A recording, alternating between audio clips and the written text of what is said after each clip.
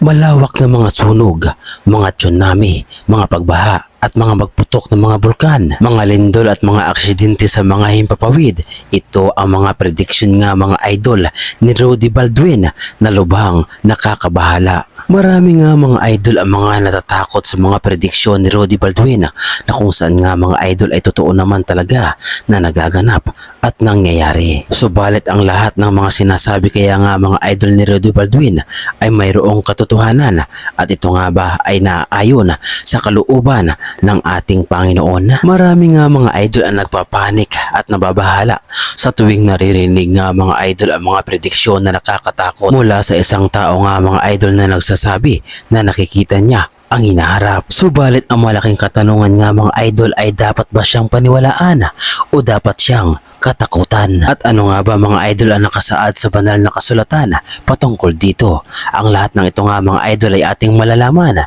dito lamang sa Opinion Mo TV.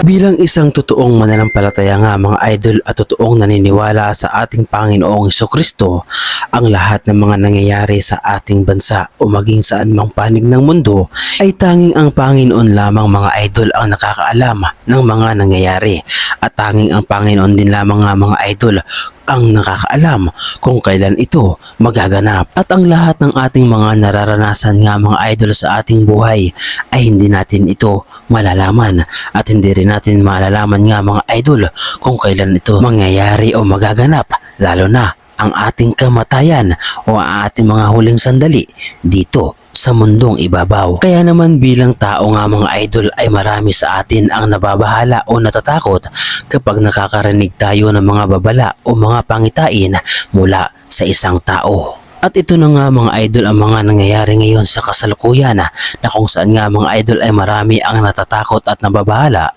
sa mga sinasabi at mga prediction di umano ni Rudy Baldwin. Subalit dapat nga ba mga idol na siya ay paniwalaan o dapat natin siyang katakutan?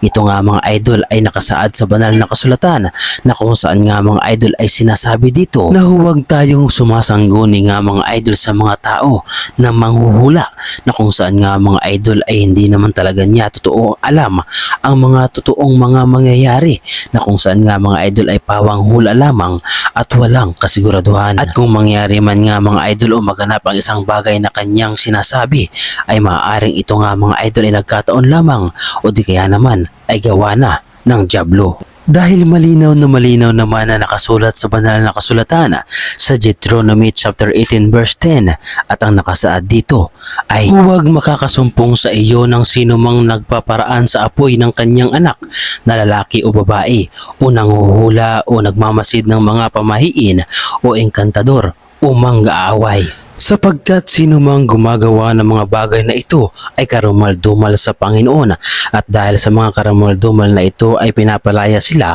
ng Panginoon mong Diyos sa harap mo. Sa panahon natin ngayon nga mga idol ay napakarami na ang nagsisilabasan na sinasabi na nila na alam nila ang mangyayari. Ngunit sana ay ito ang ating palaging tatandaan mga idol na tanging ang Panginoong Diyos lamang natin ang nakakaalam ng lahat ng bagay at maging ang kamatayan mo ay Panginoon lamang din ang nakakaalam. Kaya naman sa mga ganitong klaseng bagay nga mga idol at pangyayari o mga taong nagsasabi na alam nila ang magaganap o mangyayari sa ating bansa ay sana ay mas paniwalaan natin ang ating Panginoon na kung saan ay sinasabi nga mga idol sa banal na kasulatan na tanging ang Panginoong Diyos lamang ang nakakaalam ng lahat. At hindi ba kayo nagtataka mga idol sa mga sinasabi ni Rudy Baldwin na kung saan nga mga idol ay pawang mga negatibo ang kanyang mga hula na kung saan ay hindi man lamang natin marinig sa kanya ang mga positibong bagay na maaari magpalakas ng loob sa atin. At hindi ba kayo nagtataka mga idol na tanging masasamang bagay lamang ang kanyang nakikita sa kanyang pangitain at wala man lang tayong marinig nga mga idol na kabutihan at pawang kasamaan lamang ang kanyang nakikita? Kung kayo ang tatanungin mga idol, naniniwala pa rin kayo sa mga pamahiin o prediksyon ni Rudy Baldwin? Natatakot pa rin ba kayo sa mga sinasabi niya? sa tuwing siya ay nakakita ng mga prediksyon na kung saan ay sinasabi niya na magaganap di umano ito sa mga susunod na taon o sa mga buwan o maaaring ngayon. At ngayong napanood din yung mga idol ang video na ito na kung saan ay nagsasabi na dapat nating baliwalain o i-revoke ang mga sinasabi ni Rido Baldwin at tanging lumapit lamang sa ating Panginoon na kung saan ay siya lamang ang tanging nakakaalam ng lahat ng bagay at lahat ng mangyayari sa atin. Kapag may Panginoong Hesukristo sa ating buhay nga mga idol ay wala tayong dapat i-worry o wala dapat tayong ikatakot o ikabahala dahil tanging siya lamang ang ating tagapagligtas sa lahat ng mga mangyayari sa atin. Kaya naman ang mga sinasabi ng mga ganitong klase nga mga idol na mga hula o pamahiin o di kaya naman ay prediksyon ay huwag nating paniwalaan. Bagkus ay ipanalangin natin na ang lahat ng mga gawain ng kasamaan ng Diablo ay hindi mangyari dahil kapag ito nga mga idol ay nangyari ay maaaring malito at maging kapanipaniwala para sa ibang tao ang lahat ng mga sinasabi ni Rudy Baldwin at maging ang ibang tao na sinasabi na nakikita nila ang hinaharap. Sana nga mga idol ay marami sa atin ang maliwanagan sa video na ito at sana ay marami sa atin ang nabuksan ang kaisipan na kung saan nga mga idol ay dapat ang tanging Panginoon lamang ang ating paniwalaan at hindi ang mga ganitong klaseng mga prediksyon o pangitain. Ano ang masasabi ninyo mga idol sa reaction video na ito?